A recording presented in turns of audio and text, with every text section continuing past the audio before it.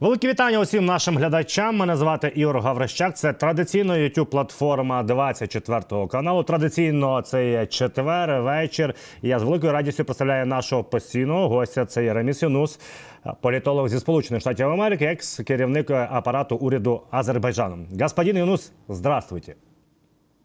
Вітаю вас, дякую за запрошення. Рад вас видеть в добром здравии. Приветствую всю нашу многоуважаемую аудиторию. Слава Украине! Героям слава! Это прямая трансляция, потому очень хочу попросить наших зрителей, постоянных и новых, не скупитесь, ставьте лайки, подписывайтесь, задавайте вопросы в онлайн-чате. Мы все читаем, отслеживаем и конструктив будем выносить в наш разговор. Господин Юнус, есть много о чем поговорить, потому что и Антони Блинкен вместе с Дэвидом Лэмми были в Киеве, говорили много, обещали много, увидим, что пообещают. Ну, в первую очередь, конечно, я хотел бы с них начать и спросить, как воспринимать слова Антони Блинкена, что он прилетал в Киев, чтобы узнать, какие планы Зеленского и Украины в победе в этой войне, какая победа должна быть, куда хочет бить ВСУ по территории Российской Федерации, и как вообще можно объяснить визит Блинкена и Дэвида Лэмми, главы МИД Великобритании, перед визитом Зеленского в Белый дом? Знаете, из опыта своей жизни, долгой, большой политики, я уже научился как-то читать между строк и понимать дипломатов не только в протоколе, не только как они говорят, зачем приехали, когда приехали, с кем приехали. И вот форма речи, вот эти обороты речи. И самое главное, какое идет информационное сопровождение. Потому что всему, что мы сегодня видим в большой политике, это не сегодня только, тогда так всегда было. Это закон этого жанра.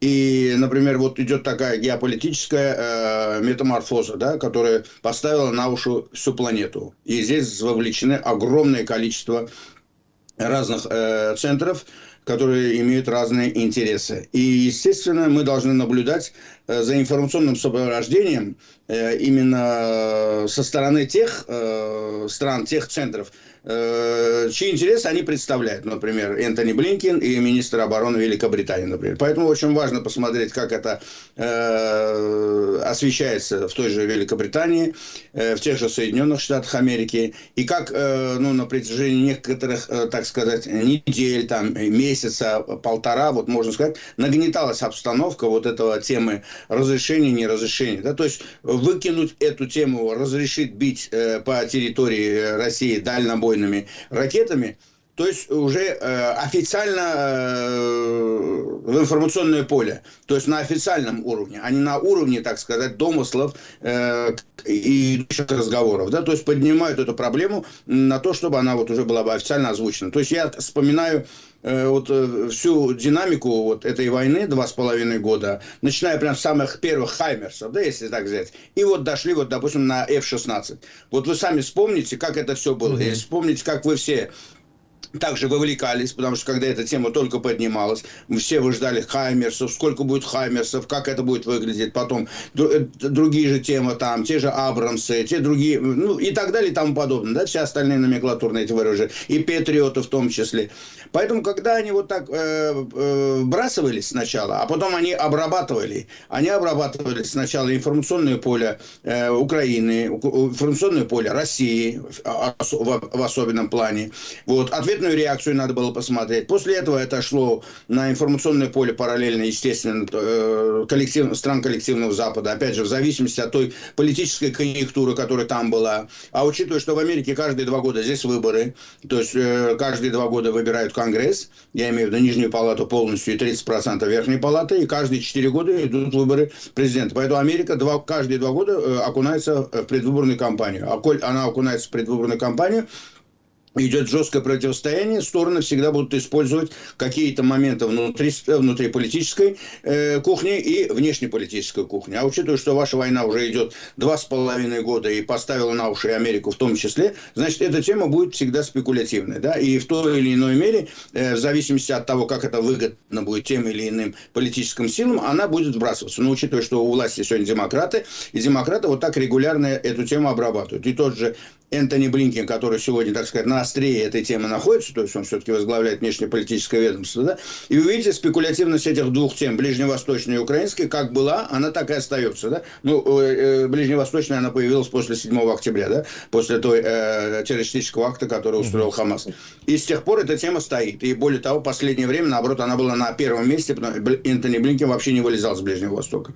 И теперь, вы заметьте, да, сегодня вот так пошло информационное сопровождение о том, что вот Энтони Блинкен собирается к вам ехать, и вдруг он приезжает туда не один, а приезжает с министром обороны, не с министром иностранных дел, а с министром обороны Великобритании. Делайте вывод, значит, акцент на эту тематику будет больше передан наверняка Великобритании в качестве исполнителя, в первую очередь, я имею в виду тот же Шторм Шедов. Вот, потому что все-таки и они вдвоем раз приехали, это значит, так, как вы сами понимаете, англосаксоны. И это сопровождение вот последние несколько недель четко говорилось на эту тему. И уже вышло до того, что дошли уже до самого Байдена, и Байден уже это сам озвучил. То есть вот в данную минуту мы уже это изучаем. И это все параллельно с дебатами, которые проходили здесь, вот нагнетание, вот это информационное сопровождение, как пройдут дебаты Камалы Харрис и Дональда Трампа. Вот. И все это вместе вот так поднялось, а красной нитью проходят президентские выборы в Соединенных Штатах Америки. Вот это все напрямую завязано с президентским выбором США. И именно с той точки зрения, чтобы использовать по максимуму в положительном контексте действия нынешней администрации, будь то на Ближнем Востоке, будь то на российско-украинском направлении, я имею в виду с точки зрения внешней политики. А внутри это, конечно, были дебаты. И если вам будет интересно, мы еще вернемся к тем дебатам отдельно. Вот. И поэтому, резюмируя, я могу сказать, что тема разрешить бить дальнобойными ракетами по территории России, она в официальном плане уже вышла на тот уровень, что не сегодня-завтра она будет озвучена. Просто остался технический вопрос. Где это и когда это будет озвучено? Скорее всего, это должно быть озвучено во время личной встречи Джо Байдена и президента Зеленского, который также готовится на полях Генассамблеи Организации Объединенных Наций. Она должна произойти в этом месяце. Да. Ну, скорее всего, для начала, для того, чтобы отшлифовать все нюансы, наверняка в пятницу должна произойти также встреча, насколько я слышал, между лидерами США и Великобритании.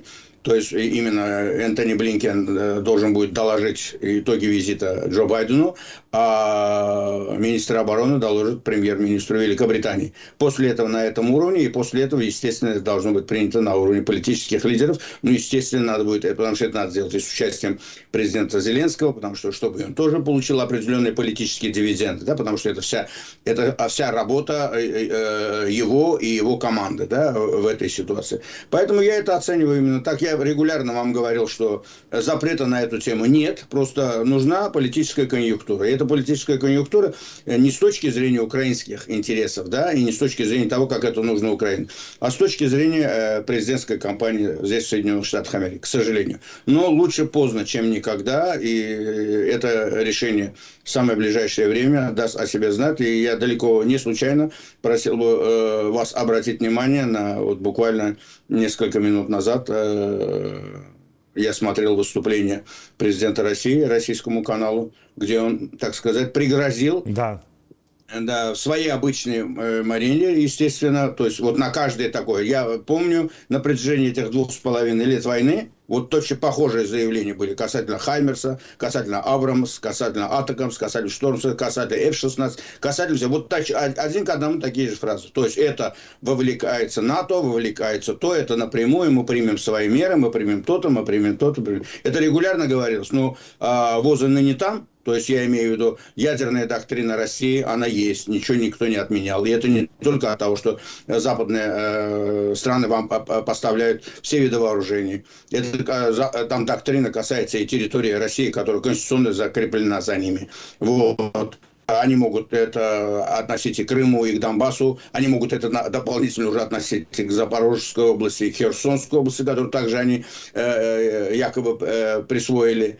Ну, давайте говорить еще более серьезно, Курская область. Курская область – это на самом деле международная признанная территория России. Это никто здесь в мире, даже ни один человек на эту тему даже не заикался и не выражал сомнений на эту тему. Но, исходя из этого, мы видим довольно странную реакцию той же России и на отношение к своей же собственной доктрине. Из чего мы делаем вывод, что Россия не заинтересована сама в этой эскалации, просто Россия сегодня находится в ситуации Цунцуанга с точки зрения ресурсной базы, как вести эту войну. И сегодня, конечно, в этой ситуации, если сравнивать с Украиной, конечно, то, что война происходит на вашей территории, и вы немножко сумели переломить ситуацию, перевезя войну на территорию России непосредственно в Курскую область, да, но в любом случае пока у России огромные возможности бомбить вашу территорию. Но если мы смотрим в перспективе, даже в краткосрочной перспективе, вот такого типа решения, такого типа возможностей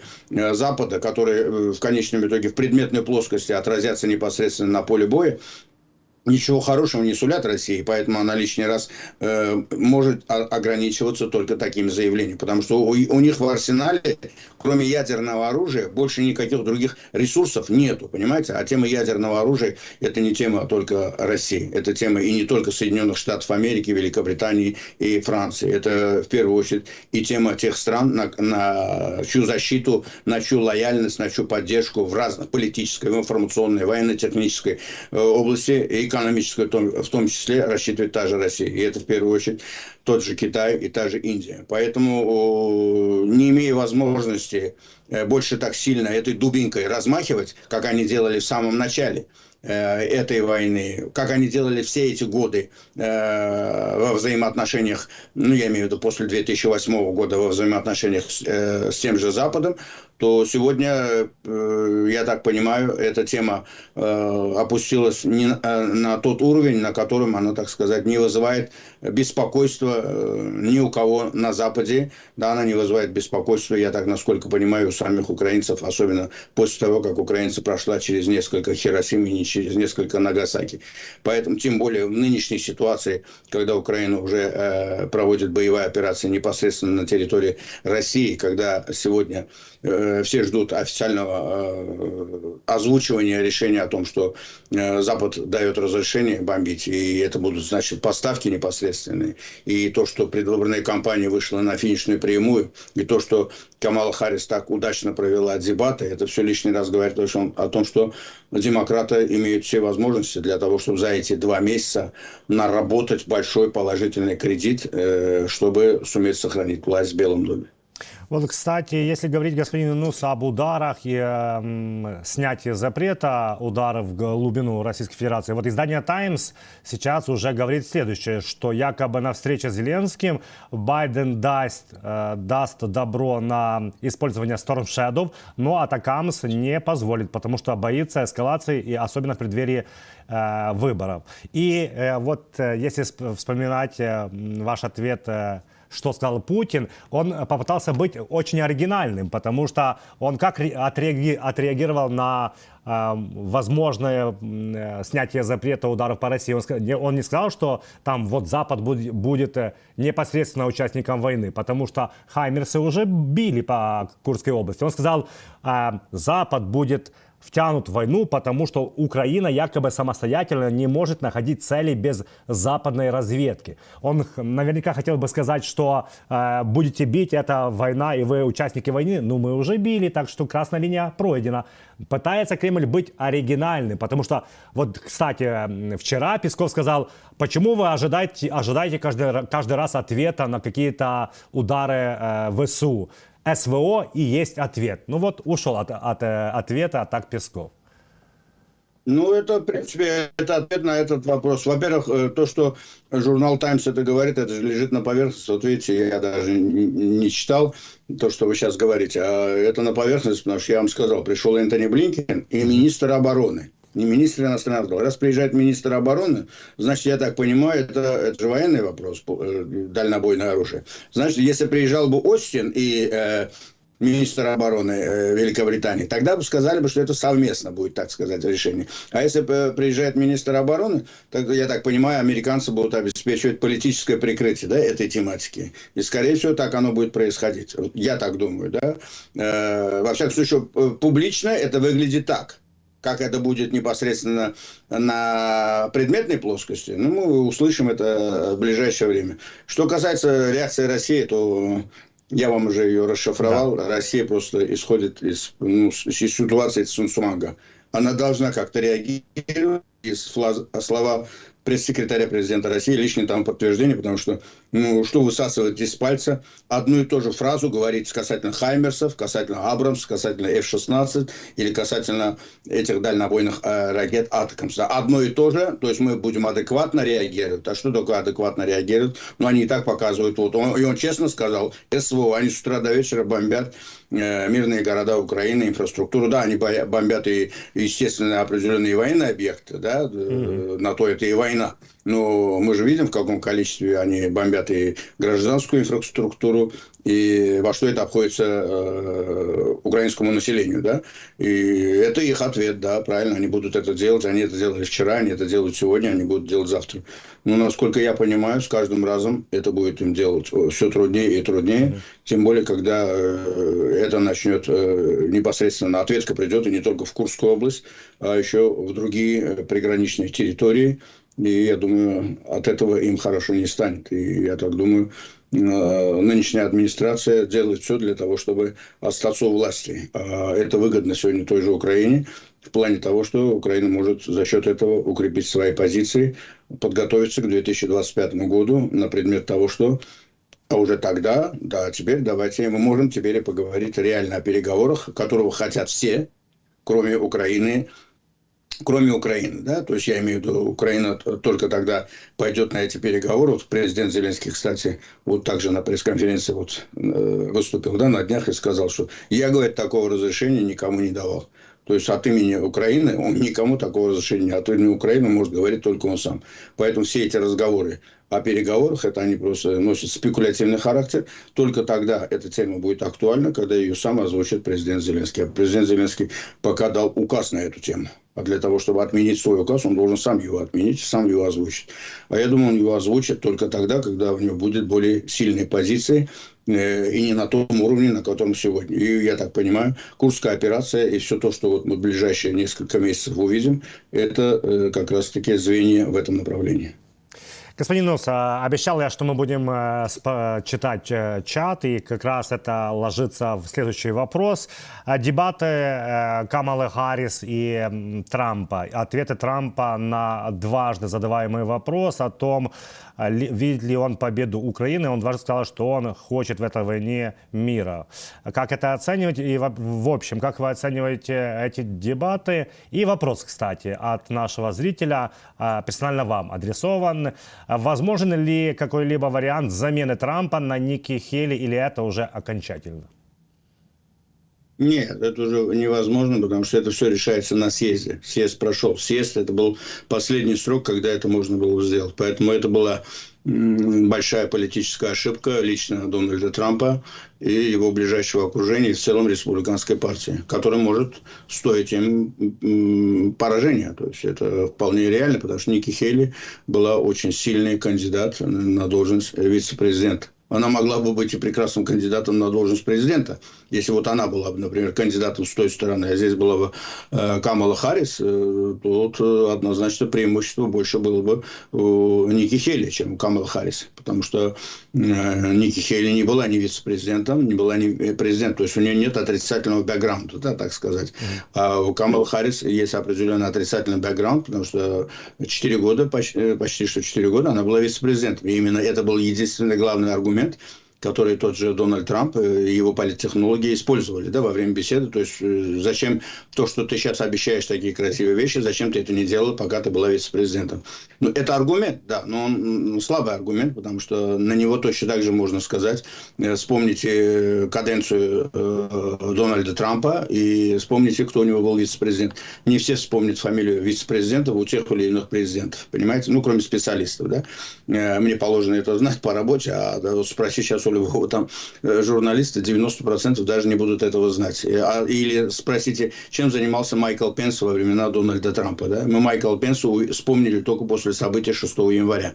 Когда именно по Конституции он должен был как-то прореагировать, он не прореагировал, и у него пошел конфликт с Дональдом Трампом, и все сегодня услышали о том, что вот такой вице-президент был у Дональда Трампа, да, ну, а при той харизме и властности, которую осуществлял тот же Дональд Трамп, все понимали, что вице-президент там был просто номинальной фигурой.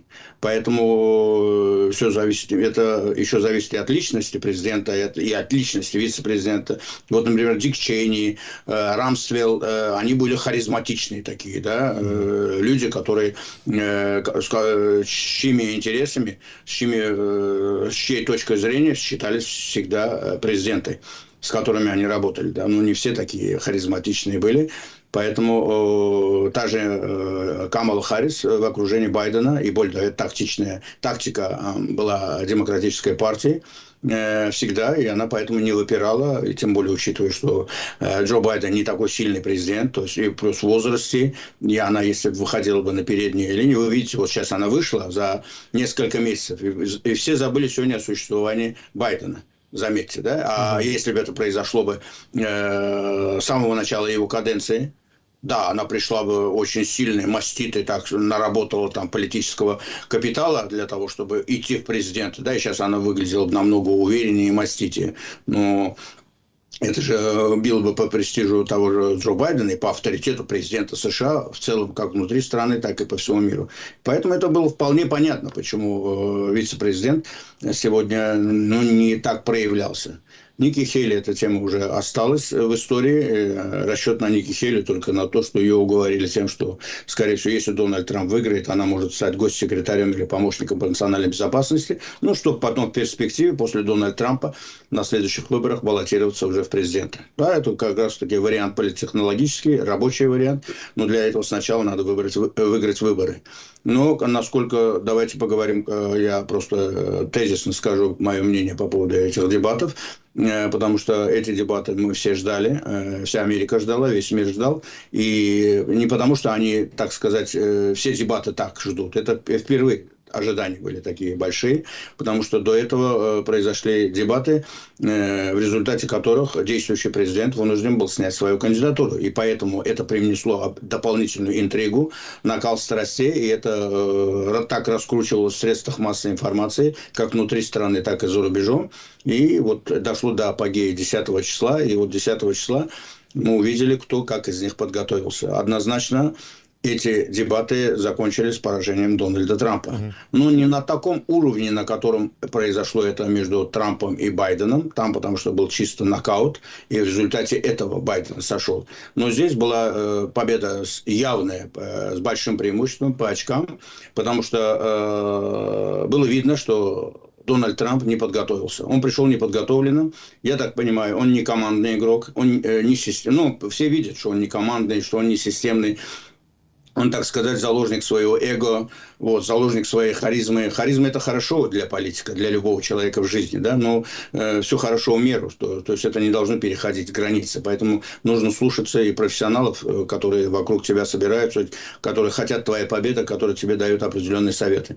А заметьте, он пришел, как будто рядом там находился. Для него что Джо Байден, для него что Камала Харрис.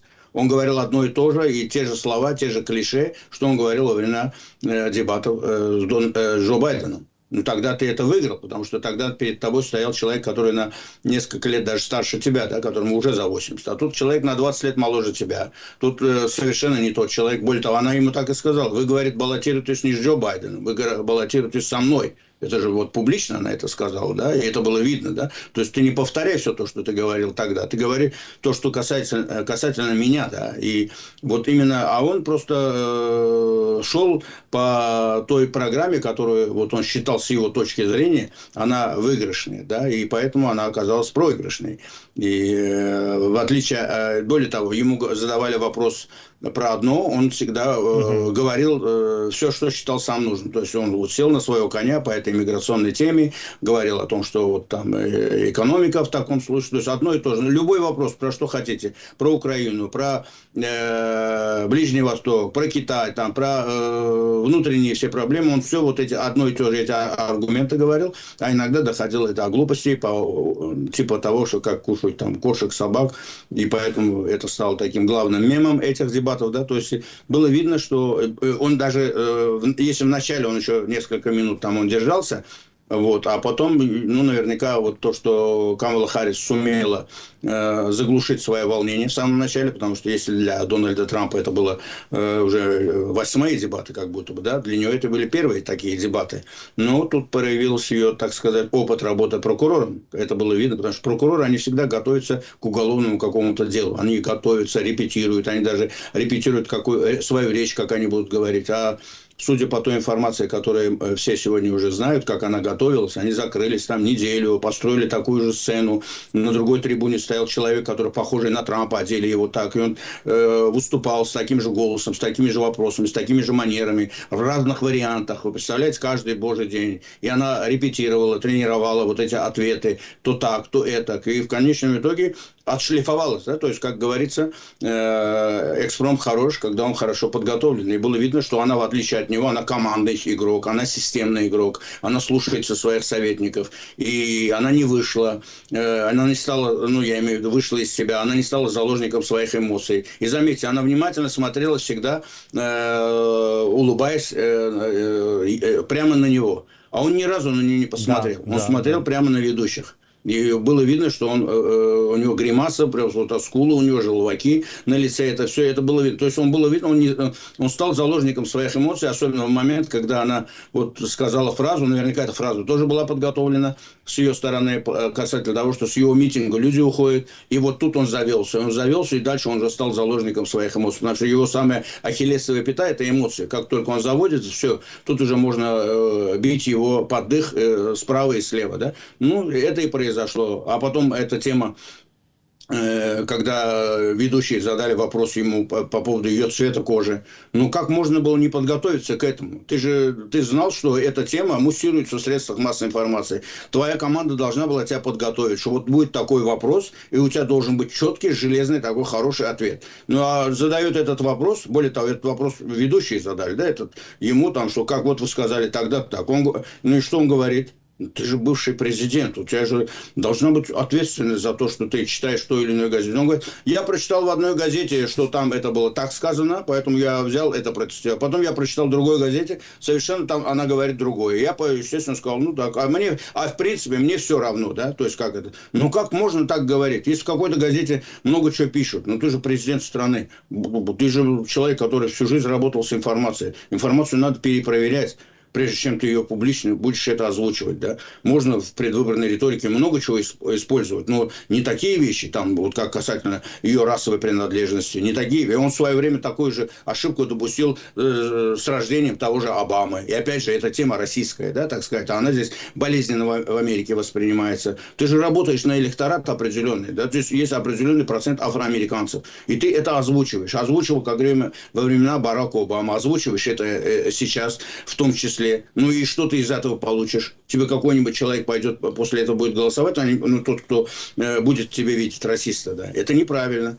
А касательно того, что кошек кушают, поедают это все, но опять же, да, это там кто-то где-то что-то ляпнул, где-то кто-то что-то сказал. Но это не на том уровне, да. И поэтому сразу там журналисты, вот тоже могу сказать, да, однозначно было видно, что журналисты, да, на стороне Камалы Харрис, да, их личная симпатия. Но опять же, они же что сделали, эти журналисты? Он же ляпнул касательно кошек-собак. Они взяли и сказали, вот таких данных этого нет. Да, значит, они хотели тебя подловить. Если бы она такое типа что-нибудь ляпала, вот такого типа за гранью, да, за крас, наверняка они, если бы ее не подловили бы, тогда бы это было бы плохо для них, да. Но они просто на нее сильно не наезжали, потому что она шла по сценарию, который был прописан ее командой. Да. Было видно, что она отработает вот тот сценарий и та режиссура, которая у них была. И поэтому в целом она выдержала это, да, то есть их команда Камала Харрис, она лучше подготовилась к этому, чем команда Дональда Трампа. А я так понимаю, команда Дональда Трампа не может справиться с ним. Потому что он половину этой команды выгнал до этих дебатов. Потому что когда он многих из них выиграл после и перед съездом некоторых повыгонял. То есть, которые настаивали на то, чтобы он взял Ники Хейли. После съезда он некоторых опять же пошуганул. А когда задали ему вопрос о том, что это самое Дик Чейни, такого я никогда не видел, чтобы в Америке на таких выборах бывший вице-президент республиканской партии или какой-то другой партии, или демократической, поддерживает оппонента. Дик Чейни вместе со своей дочкой, а дочка его конгрессмен, более того, это бывший конгрессмен, да, кстати, она тоже нетрадиционной ориентации, да, то есть, естественно, она поддержала. А после этого вы увидели, как грамотно демократы раскрутили тему этой Тейлор Свифт, да. То же самое, да, это же не просто так, это тоже подготовлено. Заметьте, какая там фраза была написана, да, то есть, это самое, да, бездетная кошатница, это же фраза Джей Ди Венса. Это Джей Ди Венс ляпнул такое, сказал, что за Камалу Харрис будет голосовать однозначно только бездетные кошатницы. И вот тебе бездетная кошатница, у которой почти 300 миллионов подписчиков, да, представьте, по всему миру, да, и основная масса в Соединенных Штатах Америки.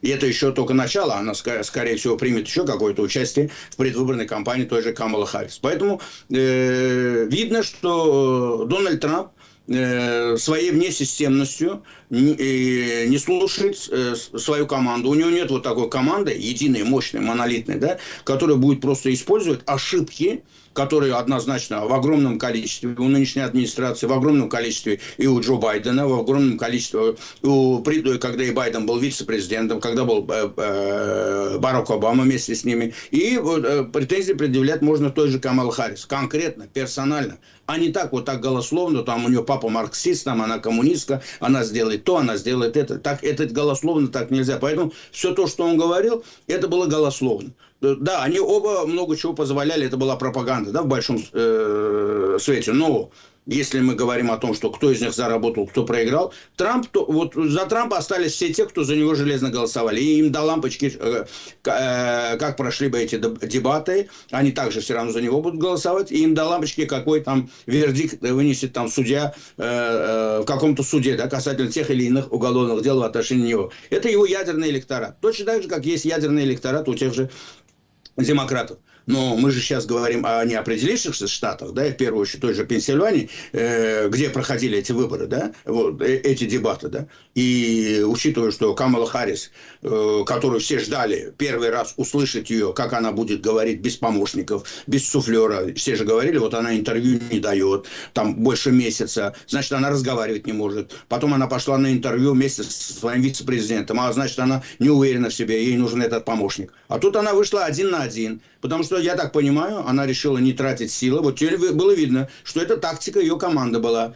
Не тратить силы, не болтать лишнего, чтобы не ляпнуть, чтобы не стало это предметом спекуляции, чтобы была такая интрига. И с другой стороны еще, расслабить своего соперника. Трамп был 100% уверен, что он ее размажет. Размажет так же, как он размазал Байдена. Потому что он думал, раз она молчит, раз она нигде не выступает. И все говорят во всех средствах массовой информации, что она вообще говорить не может, она защищаться не может. Но оказалось совершенно не то. А почему это оказалось? Потому что надо было изучать, как она работала генеральным прокурором самого крупного штата Америки. Она людей отправляла на смертную казнь. Вы понимаете, что это? На смертную казнь. Это же не просто так. Она работала с такими уголовными делами. Да? Надо было посмотреть, и какие решения она принимала. И если человек работал на такой должности, большой, то это же самый крупный штат Америки был. И она после этого пришла в большую политику, там, стала сенатором, а теперь вице-президентом. Значит, у этой женщины есть характер, да? И если надо будет ей подготовиться, вот она сядет и подготовилась. И вот видите, 2 месяца мы ее не слышали, 4 года мы ее не слышали. Так она на выступлениях выступала там с этими, с суфлерами. А здесь она была без суфлеров. Но она подготовилась. И заметьте, сразу же после этих выборов, дебатов, да, моментально, потому что все задавались вопросами, а будут вторые дебаты или нет. Сразу же моментально после этого уже вся ее команда, которые там находились, они сразу выступили, что мы требуем вторых дебатов, мы требуем продолжения, так сказать, марлезонского балета. Потому что они увидели, что если будет продолжение, она еще больше наработает этот политический капитал. А теперь сложная ситуация с Дональдом Трампом. Потому что, значит, и его команды, если идти на следующие дебаты, еще раз получить вот такой удар, это и вообще хуже будет. А не идти, скажут, испугался. Значит, надо выбирать из двух зол меньше. А какой из них меньше? Вот сейчас сложная ситуация у республиканцев и лично у Дональда Трампа. Резюмируя, могу сказать, что на данный момент Камала Харрис сумела вырваться вперед. Как это распределиться в этих неопределившихся штатах?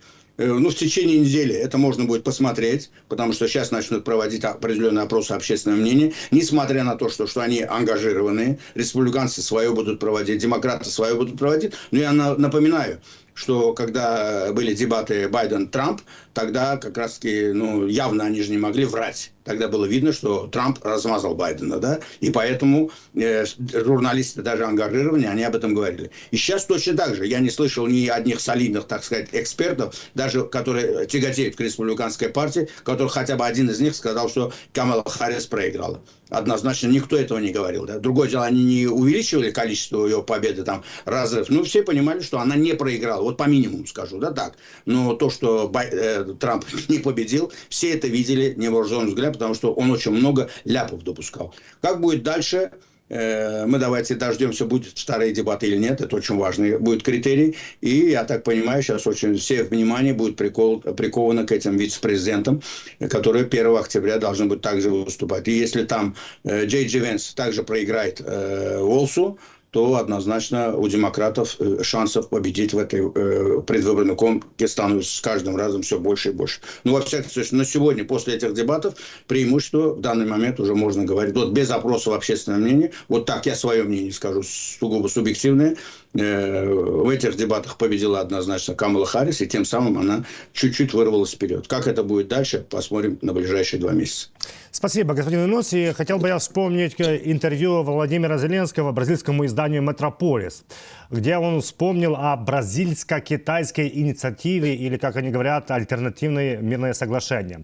Ну, надо честно сказать, Владимир Зеленский разнес это соглашение, это предложение. Он сказал, что китайско-бразильскую инициативу по окончанию войны деструктивной. Почему? Потому что он говорит якобы, что с Украиной, во-первых, никто ничего не проговаривал, что-то там себе Китай с Бразилией придумали, предложили там России, Россия согласилась официально, и сейчас они проталкивают, предлагают какое-то мирное соглашение. Уже не раз Владимир Зеленский говорил, что есть только план Украины, а если есть какие-то другие предложения, пожалуйста, проговаривайте это с Украиной. Ну вот, в какую игру играет Бразилия и Китай?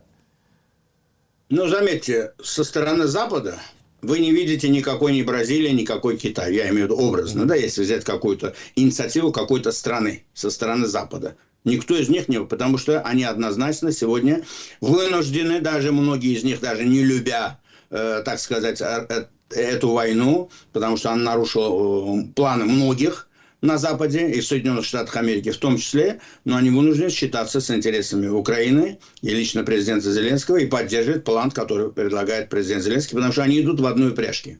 Что касается бразильско-китайской, так сказать, инициативы, то это однозначно, потому что они не находятся в стане Запада. Они находятся на этой территории, но они здесь не так завязаны с той же Россией, как, например, Запад завязан с той же Украиной, да, потому что Запад напрямую вовлечен в эту тематику, да, своими поставками своего вооружения. То есть, и с одной стороны, с отчасти, президент России прав, когда говорит о том, что Запад непосредственно принимает участие, но принимает участие именно чем? Поддержкой Украины, как финансовыми, так и военно-техническими поставками. Да, и однозначно и советникам в том числе, это тоже никто не скрывает. Но непосредственно на земле Запад не воюет. А со стороны там, стран, так сказать, БРИКС возьмем, да, потому что Бразилия, там, Индия, Китай, вот, ну, Индия не так активна в этой тематике, но Индия тоже, Нарендра Моди, вы же видите, тоже то в Москву едет, то к вам ездит, то в Америку ездит, то в Европу ездит, поэтому понятное дело, что также он будет принимать участие вот такого типа инициативах, но с этой стороны, да, но опять же он не будет так активно также это делать, как это делает та же Бразилия, тот же Китай. Они выдвигают это все, да, но они ровно это делают, ровно настолько, насколько это выгодно им для поддержания хороших, нормальных отношений с той же Россией, чтобы Россия, ну, потому что Россия рассчитывает на них. Россия, ну, кроме как на них, не на кого рассчитывать, потому что все те, на которых рассчитывала Россия в западном мире, они тихо-тихо ушли в тень. И в первую очередь это страны, это нормандской четверки, да, то есть нормандского формата, извиняюсь. Ну, хотя и четверки правильно, да, то есть они в четверке были, да, Украина, Россия, Германия и Франция. Но, как вы видите, Германия и Франция ушли в тень, по этой тематике больше ничего не говорят. И я напоминаю, что в последний раз в Москву они втроем ездили, да, там и Драги был, и канцлер Германии, Драги, я имею в виду, бывший премьер-министр Италии, вот, канцлер Германии и президент Франции. Но больше мы их не слышим. И заметьте, даже мы не слышим их, и заметьте, как итальянская газета «Репаблика» вбрасывает в информационное поле информацию о том, что якобы Шольц сказал такого типа. А Шольц такой глупости не мог сказать категорически, потому что если Шольц такое сказал бы, на него президент Зеленский наехал бы по полной программе. А это просто утка газетная для того, чтобы просто показать, что вот такого типа инициатива есть из ключевых стран. Скорее, я не сомневаюсь, что эта утка пришла как раз-таки из тех центров, которые проталкивают российские нарративы. Это может быть, они могут и на Западе находиться, но в целом они работают именно на российские нарративы, так же, как вот эта бразильско-китайская инициатива. Но у этих всех тем есть потолок. Потому что они нереалистичны, и их никак реализовывать нельзя. Вот, я даже и не отвечал бы на них. Я даже, президент Зеленский должен был их, в принципе, с моей точки зрения, был бы сильнее, если проигнорировал его, например. Да вообще на эту тему не говорить. Потому что если на эту тему говорят Бразилия, Китай, ну пускай говорят, и что дальше? Где они могут это дальше реализовывать? Они никогда об этом в Киеве не придут, это не скажут. Они это скажут где-то там, для того, чтобы понравиться той же России. Ну, ради бога, они с утра до вечера и так с Россией имеют определенные отношения. Но на серьезном уровне это никогда не будет сказано. Потому что если они это на серьезном уровне скажут, и это скажут рядом с президентом Украины, то президент Украины по полной программе им ответит, да, и знает, тем более, его характер. Поэтому тема переговоров, она спекулятивна в большей части для тех центров, которые в той или иной мере завязаны на России сегодня и политически, и экономически, которые снимают сливки с этой войны, используя ослабление России. И в первую очередь, вы видите, это страны БРИКС. Поэтому и в этом, так сказать, политическом образовании, которое не является ни Евросоюзом, там, ни НАТО, ни чем-то другим.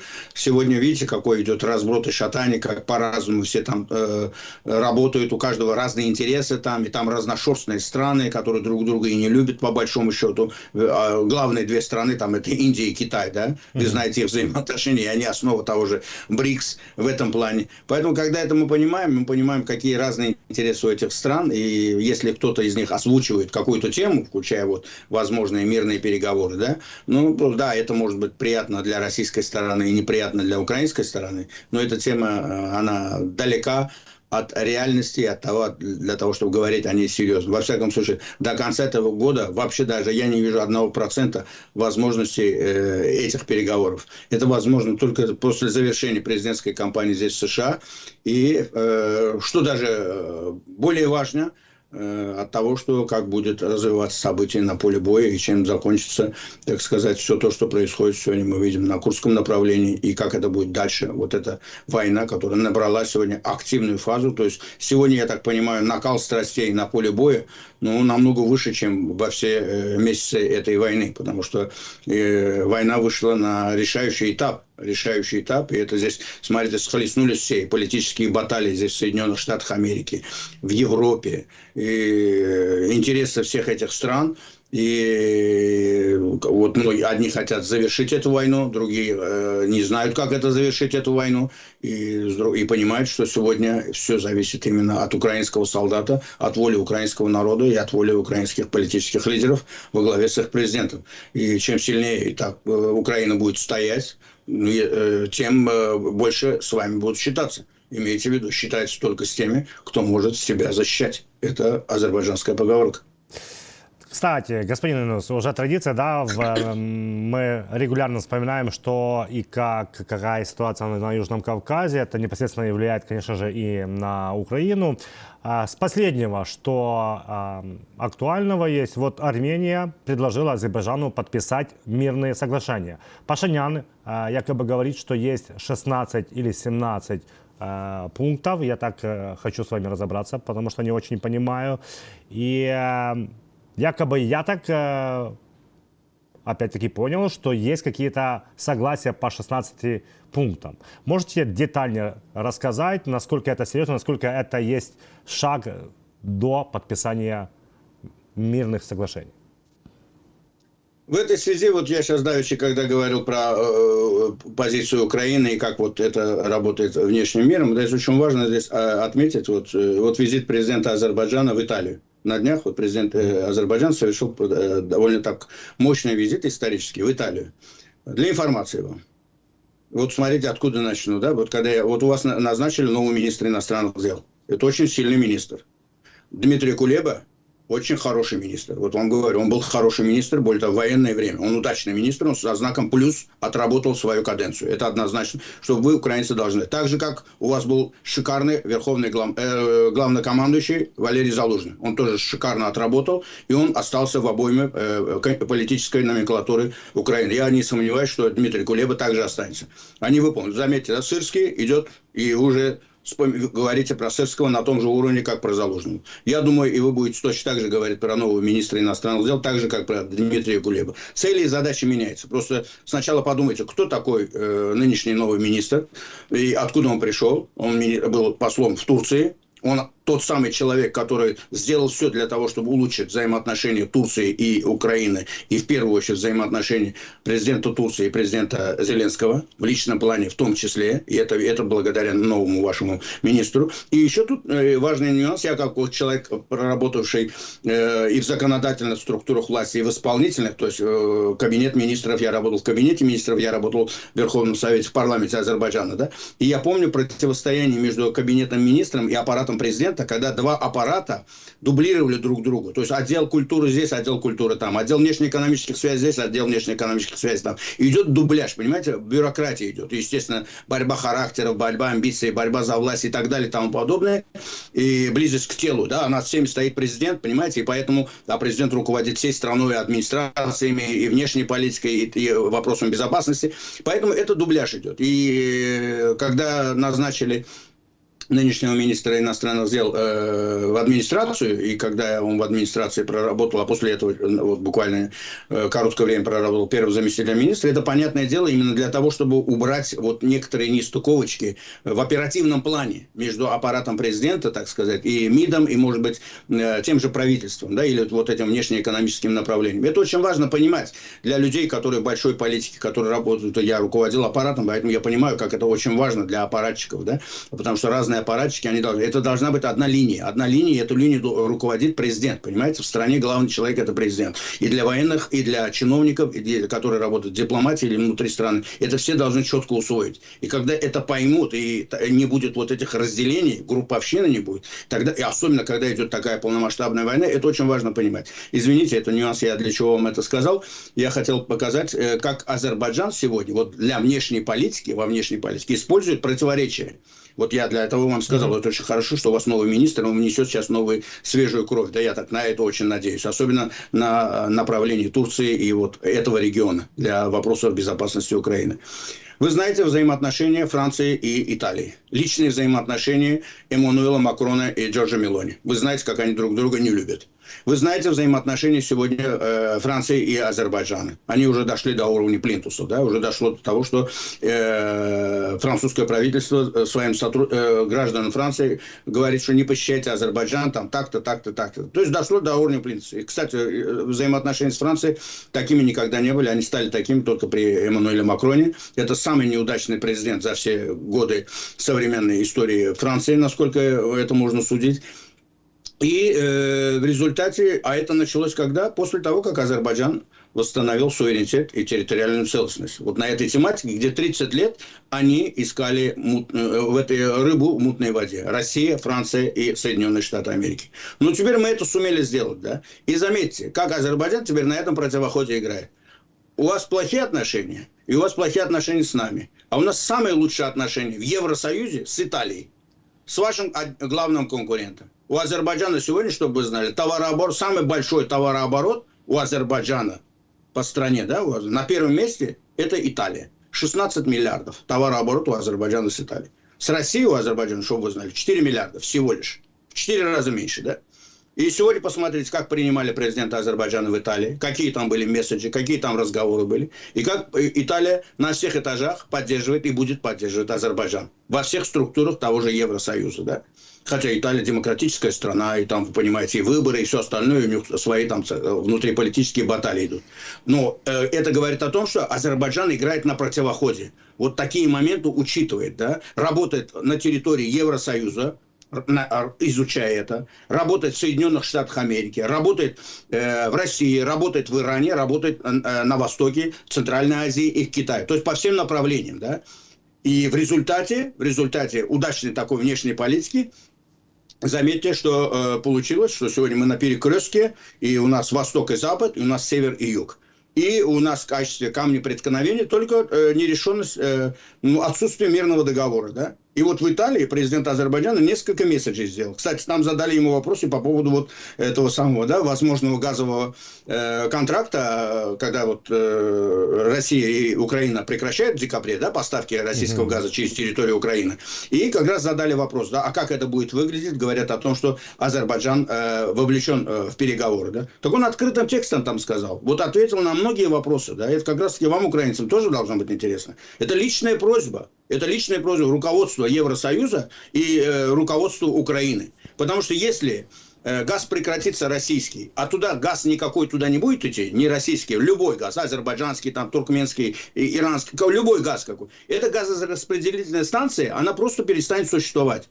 А для Украины это очень важная структура, поэтому именно Украина пошла на это, да, и это же не, как вам сказать, не с точки зрения нравственности, это же неправильно пропускать через свою территорию, когда газ страны, которая напала на тебя, да, то есть и они деньги зарабатывают, и вы зарабатываете деньги, а это нужно в первую очередь той же Европе, да, 60% этого газа шло в Австрию, а я там не говорю, там и Словакия, и Чехия тоже были в этом деле задействованы, да? Но это они попросили вас. Вы могли бы тогда отказаться, но вы не могли отказаться, вам сказали, это надо делать. Вы согласились на это. А теперь контракт этот заканчивается в декабре. А что делать теперь в декабре? И вот президент Азербайджана говорит, нас попросили, нам это невыгодно.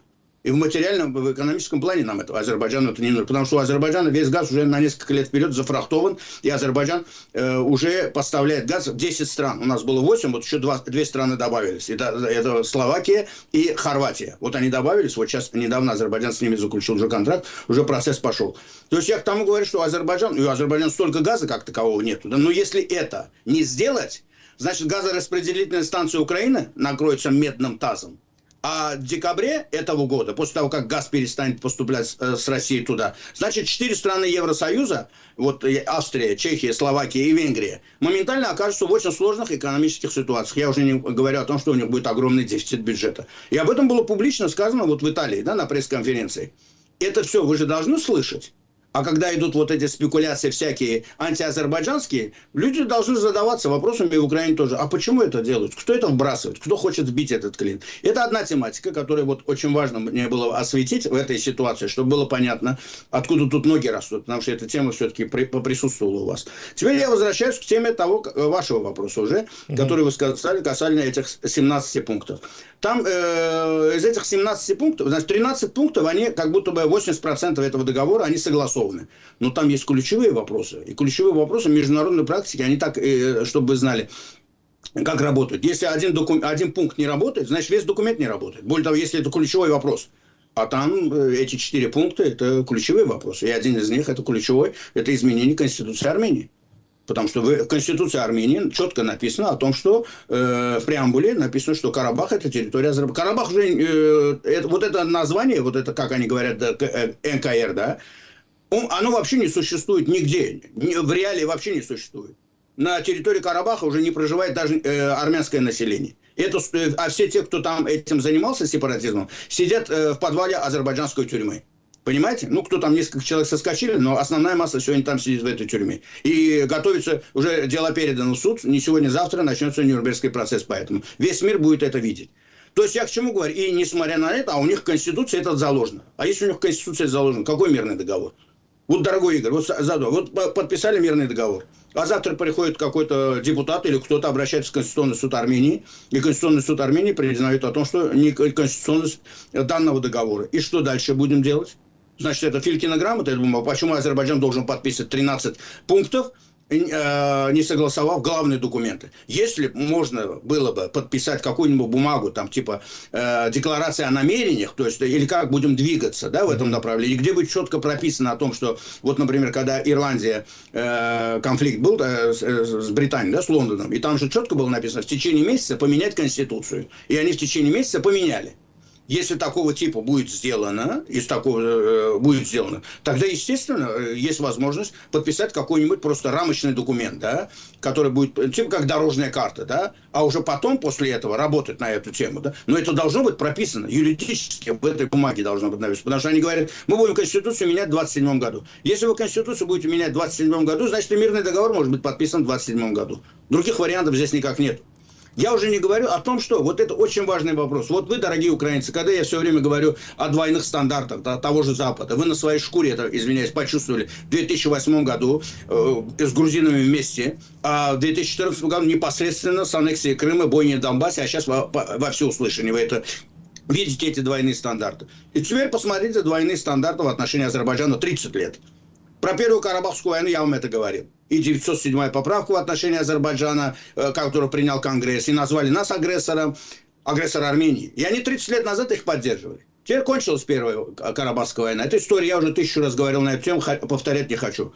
Вторая Карабахская война началась, мы победили, международное право, все согласились, что мы это все сделали. Мы же ничего плохого не сделали. Президент Азербайджана, вот, кстати, вот на этой конференции в Италии, он так и сказал, да, мы делали, впервые он это сказал, он президент страны. Одно дело, это говорит Рамис Юнус, независимый человек, эксперт. Мы делаем то, что делает Украина. Крым – это украинский Карабах. А у вас несколько. У вас и Донбасс, и ДНР, у вас несколько этих Карабах. Вы это делаете. Весь Запад вам аплодирует. Весь Запад вас поддерживает. Азербайджан это то же самое делает. Почему вы Азербайджан не поддерживаете? Это же международное право, да? Это двойные стандарты. Посмотрите параллельно с этим, что они делают. Уже как будто война произошла. Мы уже освободили эту территорию. Мы все сделали. Что они делают? Посмотрите, вы знаете, есть такая организация USAID. Саманта Пауэр. Вы все ее знаете, да? Она к вам тоже приезжала туда. Вот это Саманта Пауэр, ее организация, вот сейчас принято решение, несколько дней назад, увеличить помощь Армении со 120 миллионов до 250 миллионов. Через призму того, что подписано было 5 апреля. Блинкен, Боррель вместе с премьер-министром Армении. То, что они подписали в Европе. И через эту призму 250 миллионов. После этого мы видели, как только ушли русские пограничники с аэропорта, через несколько дней туда прилетают американские самолеты с американскими солдатами, проводятся учения, и эти американские солдаты сегодня разместились в Зангезуре, в районе вот этого Сюника, где, так сказать, планируется вот этот Зангезурский коридор. Они никуда не уехали, они там остались. Этих не так много, но это американские специалисты, американские советники, и американское оружие. Не в большом количестве оно пришло. Франция с этой стороны поставляет то же самое это оружие. Согласованно вместе с американцами. Простой вопрос. Если вы хотите мира с Азербайджаном, что вы делаете? Азербайджан что, не видит это? Значит, если вы там на $100 что-то пошлете, Азербайджан должен закупить оружие на $1000. Да к чему это приведет? Более того, это происходит на границе с Азербайджаном. Вы говорите о том, что вы хотите выдавить Россию из этого региона, да? Так как вы ее планируете выдавливать? Каким образом? Где? Вот посмотрите на географию, да? Здесь есть Турция, здесь есть Азербайджан. Вы же не пойдете против Турции и против Азербайджана? Или вы пойдете на сделку с тем же Ираном, который якобы считается вашим противником, да? И когда Азербайджан все это видит, я уже не говорю о том, что это Саманта Пауэр, получила $1 миллион премии. Там, чтобы вы знали, у Саманта это есть такая организация Аврора, которая возглавляет вот этот Рубен Варданян, небезызвестный, который сейчас сидит в бакинской тюрьме. он выделил ей в качестве премии 1 миллион. Она получила как будто лауреат этой премии, да, «Аврора». И она входит в этот исполнительный комитет вот этой «Авроры». И поэтому она сегодня на всех этажах, и в Госдепе, и в Конгрессе, и в Европе, везде, и в Армению летает, выступает с антиазербайджанскими заявлениями. Она же официальный американский чиновник. И получается, значит, вот эта структура работает на армянское лобби. То есть 30 лет назад, когда в Азербайджане было про демократическое правительство, не было нынешнее правительство, это не правительство Алиева, тогда был президентом Эльчибай. Вы тогда принимаете против Азербайджана 907-ю поправку. Армению агрессором не называете. 30 лет проходит, ситуация меняется, опять 25, да. А в Армении пророссийское правительство, в Армении прозападное правительство для вас не играет никакой роли. То есть армянам можно. Это наш сукин сын, да. То есть это сукин сын, но это наш сукин сын. А Азербайджан нет. Азербайджан трогать нельзя. Территория Азербайджана или не территория Азербайджана нельзя. То есть и к Украине теперь такое же отношение. Значит, украинцам это можно, а Азербайджану нельзя. И как вести себя в этой ситуации азербайджанскому обществу, азербайджанскому народу. Я уже не говорю про азербайджанское правительство. А вы понимаете, что в конечном итоге на заклание попадет та же Армения. Как в свое время попала Грузия, как в свое время попали вы, украинцы. Потому что в этой ситуации ни американцы, ни французы ничего сделать не смогут. Без Азербайджана, без Турции.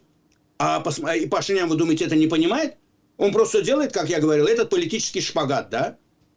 То одной ногой сидит на направлении Россия-Иран, а другой на направлении Брюссель-Вашингтон. Такой политический шпагат ему обойдется политическим геморроем. Он это понимает. Вот сейчас он собирается ехать на заседание в октябре БРИКС. Вы в курсе дела? Он ездит туда, Азербайджан, потому что подал заявку, и он тоже хочет пойти туда в качестве наблюдателя. Потому что он прекрасно понимает, что без России, он этот вопрос здесь не разрулит. Потому что если он пойдет на столкновение с той же Россией, от него останутся ручки до ножки. А за него Америка с Францией не впишутся. Они не вписались ни за Грузию, они не вписались ни за Украину. Украина сама за себя вписалась. А у Армении есть эта возможность? У Армении мы видели, как она вела себя во время Второй Карабахской войны. Поэтому, когда мы это все видим, мы должны понимать вот эту всю предысторию, да, которая здесь это все следовало. Просто я к тому веду, что если сегодня американцы просто хотят и надеются на то, что можно будет надавить на Азербайджан, потому что они торопятся, 2 месяца осталось до конца предвыборной кампании, им нужна хотя бы какая-то бумажка, да, а там дальше посмотрим, как там будет выглядеть ситуация. Им нужна какая-то бумажка для того, чтобы, ну, хотя бы документ о намерениях, да, к будущему, к мирному договору. Да, можно идти, но там нужно тоже текст согласовать, и тот текст, который будет устраивать Азербайджан, потому что Азербайджан никогда не пойдет ни на какую-то сделку.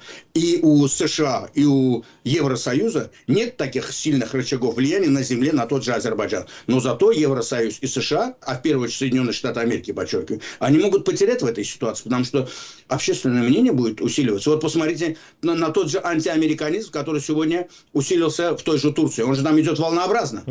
То он усиливается, то уменьшается. То усиливается, то уменьшается. А почему это так происходит? Потому что это неправильная политика тех же Соединенных Штатов в отношении той же Турции. Да? Во времена республиканцев так не происходит, там лучше отношения. А во времена демократов это так происходит. Потому что, понимаете, здесь надо понимать о том, что у Турции есть свои интересы, у Азербайджана есть свои интересы. А если вы будете плевать на интересы Азербайджана, Турции, там, Грузии и тех стран, которые живут в этом регионе, да, и будете использовать ту же Армению, им же также наплевать на интересы той же Армении, да, что Соединенных Штатов Америки, что Франции, что той же России, что тому же Ирану. И Армения имеет эти рычаги возможности сопротивлению, которые есть у того Азербайджана сегодня. У Азербайджана не было этих 30 лет назад. Но сегодня эти рычаги возможности сопротивляться у Азербайджана есть. И мы, посмотрите, мы прикрываемся тем же Евросоюзом.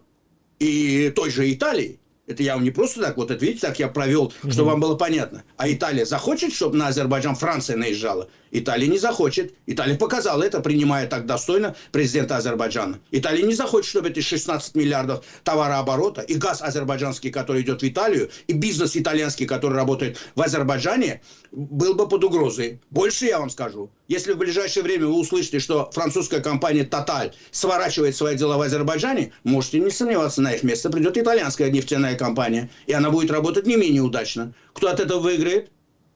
Итальянцы и азербайджанцы.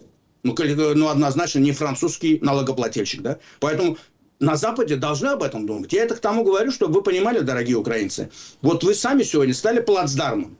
Потому что вот этот контролируемый конфликт, который всегда существовал для Запада, будь то украинский конфликт, будь то Абхазия, будь то Цхинвал, будь то Приднестровье, будь то Карабах, он всегда был для них как инструмент, кнута и пряника для того, чтобы в этой ситуации работать с той же Россией. И они это делали. И поэтому они всегда загоняли эту проблему вовнутрь. Азербайджан единственная страна, которая сумел выйти из-под этого. Но мы долго шли к этому. Долго шли к этому, да? И вот, например, вот этот случай с этой газораспределительной станцией в Сурже, личное тому подтверждение, заметьте, да? Сегодня они сами выходят на тот же Азербайджан. Потому что это им нужно, понимаете? Вам это, да, тоже нужно в плане того, что газораспределительная станция просто пострадает от этого, да? Но если бы они правильно работали с той же Украиной, давно бы эта тема была бы закрыта. Они же и Северный поток-1 сделали, и Северный поток-2 сделали. У них не было в планах вообще возвращать вам и Крым, и Донбасс, и грузин принимать в НАТО, и в Евросоюз. Точно так, они бросали как косточку. Ваше место в НАТО, ваше место в Евросоюзе. Так они же и Турцию уже с 2005 года, а если точнее брать, это же еще во времена Советского Союза были. Турция стоит у ворот общего рынка, а теперь у Евросоюза их не принимают туда. А в НАТО они с 1952 года. А почему не принимают? Потому что это невыгодно ни немцам, ни французам. А Турция это не понимает, и поэтому Турция сегодня едет в БРИКС. Она не то, что она вступит туда, да, она едет туда для того, чтобы показать тому же Западу. Подумайте, зачем вы это делаете? Потому что Турция однозначно прозападная страна, член НАТО. Турция экономика, завязана именно с Евросоюзом, с Западом, Соединенными Штатами Америки. Это однозначно. И большой бизнес Турции, и истеблишмент Турции это все прекрасно понимает. Просто Турция имеет свои собственные проблемы внутри страны. И Запад в этих проблемах не помогает. И касательно национальной безопасности, та же тема курдов в Сирии, там, в Ираке, в этих проблемах, они наоборот делают все против той же Турции, да. Вы союзники, с другой стороны, вы это не делаете. Вот двойные стандарты к Турции, двойные стандарты к Азербайджану. А почему? Вот на каком основании? Потому что это мусульмане или что? Объясните, да? И когда мы это видим, мы понимаем, что надо делать самим какие-то выводы. Вот Азербайджан за эти 30 лет независимости очень грамотно сделал вот эти выводы, и в первую очередь во внешней политике. Поэтому, дорогие украинцы, то, что у вас меняется, например, или военно-политическое руководство, Залужного убрали, я вспомнил, какие-то всплески эмоций пошли у вас в украинском информационном поле. Ну что случилось? Что-нибудь изменилось? Вы уже в Курской области. И у вас главнокомандующий Сырский, а не Залужный. Ничего не изменилось. Вот доверяйте своему руководству, доверяйте своему народу, доверяйте своим политикам, потому что у вас идет война, коней на переправе не меняют. Вот мы точно так же, да, мы шли, мы собрались в единый кулак, мы сделали грамотную внешнюю политику. Азербайджанская внешняя политика, она очень филигранная. Если в результате этой филигранной политики, заметьте, да, страны, которые нас не любят, Россия, Иран, они открывают север-юг. Решт Астара будет финансировать Россия. В Баку приезжают. Иран нас не любит. Скрипя зубы, открывает этот коридор. Идет армянам, говорит, что не открывается Зангезурский коридор, потому что они хотят, чтобы через их территорию прошел этот коридор. Арабский коридор с этой стороны. Потому что они хотят снимать сливки по этому Срединному коридору. Да? Им наплевать на Армению. Но в любом случае Азербайджан при всех вариантах будет выигрывать. Азербайджан и отсюда выиграет. Азербайджан и так работает через ту же Грузию, через ту же Турцию. Посмотрите, как у Азербайджана с Грузией, с Турцией отношения. Посмотрите, во что превратилась Грузия, особенно Аджария, Батуми. Это все благодаря вот этим стратегическим партнерству с Азербайджаном, с Турцией. Просто Армения также могла быть вовлечена в это. К сожалению, она заложница своей неправильной внешней политики. Она была пророссийско-центричная, а в России она была армяноцентричная. Слава богу, в России, пока петух их жареный в одно место не клюнул, они поняли, что вот именно сегодня значимость Южного Кавказа увеличивается, и значит армяноцентричность работает во вред той же России. И заметьте, президент России приехал в Азербайджан не от хорошей жизни. И Азербайджан получил все, что надо. Азербайджану что надо? Азербайджану надо. Вы не вовлекайтесь во здесь внутренние эти дела. Вы нам не мешайте. Вы можете помочь? Помогайте. Нам нужен этот Зангезурский коридор. Он должен быть открыт. Все. Можете помочь в этом? Давите. Американцы хотят его открыть, европейцы хотят его открыть, но они хотят, чтобы это было без России. Россия, наоборот, хочет принимать в этом участие. Армения теперь не знает, что делать. Она как невеста на выданье. И эти хотят ее, и эти хотят ее. Но они хотят на ней не жениться, они хотят ее поиметь по полной программе. А все почему? Потому что она сегодня не субъект международной политики. Понимаете? Обычный объект, обычный инструмент. И вот сегодня вот такая ситуация в той же Армении. И как в такой ситуации Азербайджану подписывать мирный договор с ними? Азербайджан не будет подписывать мирный договор. Азербайджан хочет этот мирный договор, но он должен быть именно так закреплен на века. Другое дело, да, мы можем подписать какое-то рамочное соглашение, где это будет четко прописано в качестве дорожной карты, да, степ-бай-степ. И я очень надеюсь, что это начнут понимать и в Америке в том числе. И не такие люди, как Саманта Пауэр. Потому что, когда мы видим то, что творит Саманта Пауэр, и те, которые за ней стоят, это же все-таки американский истеблишмент. Это же тоже они представляют США. А в азербайджанском обществе вы что, хотите добиться того, чтобы завтра усилился бы у нас антиамериканизм, так же, как в той же Турции? Вам это надо? Вам мало одного Ирана? Вы же видите, какие взаимоотношения у Азербайджана с тем же Израилем, у Азербайджана с тем же Евросоюзом. Ну, Азербайджан сегодня вам больше пользу приносит здесь и в экономическом плане, и чисто в географическом плане, чем та же Армения, да, которая в тупике находится. Ну, какого черта? Да, если Россия допетрила это, если Иран допетрил это, а вы что, понять не можете? Жалко, что там очень мало таких людей, как Урсула фон дер Ляйен. Да вот Урсула фон дер Ляйен очень умная женщина. Очень умная женщина. Она на украинском фронте хорошо проявила себя. Она и здесь вот в прошлом году заключила это стратегическое партнерство с Азербайджаном. Просто очень сильные антиазербайджанские настроения во Франции и в тех проармянских силах, в Европарламенте, в определенных евроструктурах. И здесь, в Соединенных Штатах Америки, ну, они особенно сильны в партии демократов. И здесь, в Калифорнии. Но и они все в любом случае считаются ситуацией. Просто упущено время. Давно можно было бы заключить этот мирный договор, к сожалению. А привели ситуацию к тому, что сейчас там, в Сюнике, в Зангезуре, пороховая бочка. И взорвать ее есть кому. И Россия может это сделать. И Иран это может сделать. Иран уже открыл там генконсульство. Россия сейчас на всех парах хочет там открыть генконсульство. Что это вдруг? Вот задумайтесь. Что это вдруг в одночасье? Россия там генконсульство хочет открыть. Иран там открыл генконсульство. Американцы туда своих советников отправили. Российские войска там находятся. Ну это же взорваться может в одночасье. Кому это надо? Азербайджану это не надо. Однозначно Азербайджану не надо. И Турции это не надо. А кто-то, значит, хочет это сделать? Поэтому ситуация очень такая взрывоопасная, очень серьезная.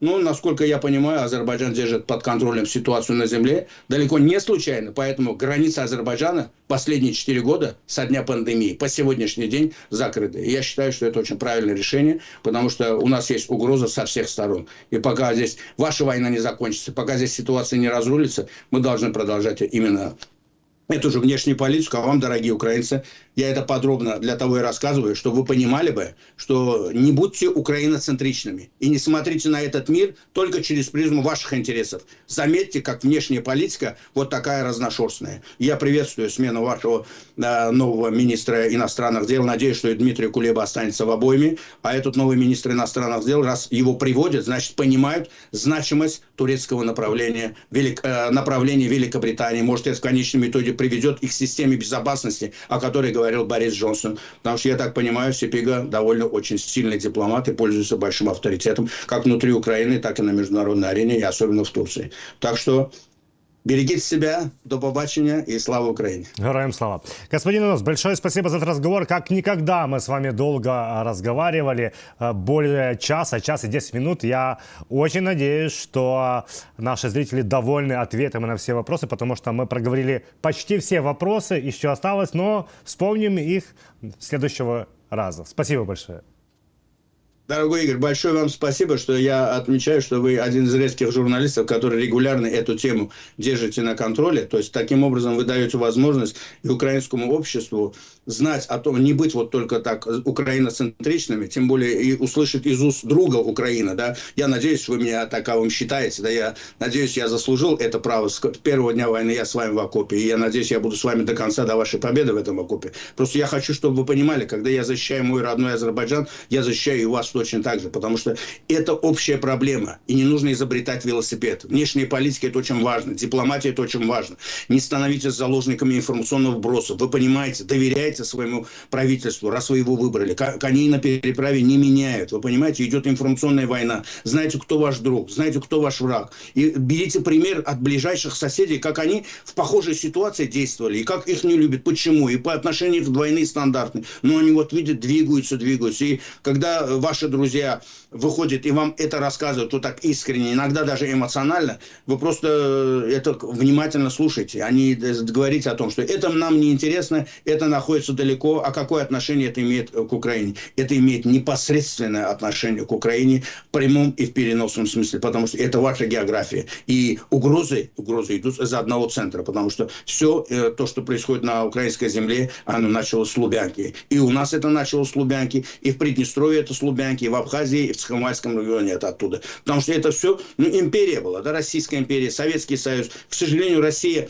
не использовала преимущество развала Советского Союза и реанимировала сегодня самые худшие традиции Советского Союза, вы понимаете? И в результате вот сегодня опять же кровь по всему периметру. Ну и слава богу, что мой родной Азербайджан выкрутился из этой ситуации. Опять же, мы же не Америка, мы же не Китай. Мы понимаем, в каком мы окружении находимся. Да, и поэтому по максимуму мы хотим обезопасить и границы, и нашу внутриполитическую ситуацию, и по максимуму мы хотим, чтобы у нас были правильные, надежные друзья, союзники, которые за нас пишутся. И как вы видите, у нас есть и Турция, у нас есть и Пакистан ядерный, и у нас есть Израиль. Да? То есть худо-бедно мы от этой географии мы пока защитились. Но просто вовлекаются эмиссары с Европы в лице Франции, с Америки такие проходинки, как Саманта Пауэр, понимаете? Вот это все это жулики, и которые делают из таких жуликов, как Варданян, человека совести. Этот человек отмывал деньги в Донбассе, этот человек непосредственно виноват в бойне в Донбассе, он сидит в бакинской тюрьме, понимаете? А Саманта Пауэр приезжает к нам в Киев, еще его оправдывает и то там, и его еще хотят предложить на Нобелевскую премию мира. Вы представляете, сколько лицемерия, сколько фальши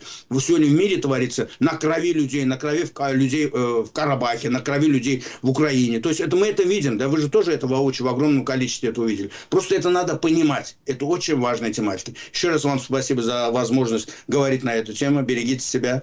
Дякую, до побачення. Слава Україні. Героям слава. Наших глядачів, звичайно, хочу попросити, не забувайте поставити лайк, прокоментувати. Бачите, ми коментарі виносимо в нашій трансляції, пам'ятаємо про них. Ну і, звісно, діліться нашою розмовою. Мене ж звати Ігор Гаврищак, з вами традиційно побачимось в ефірі 24 каналу.